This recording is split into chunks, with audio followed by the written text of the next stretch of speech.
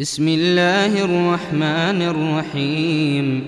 فلينظر الإنسان إلى طعامه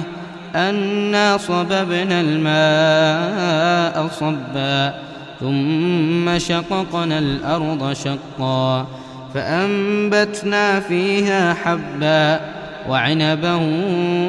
وقضبا وزيتونا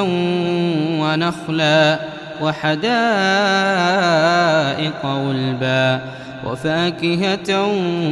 وأبا متاعا لكم ولأنعامكم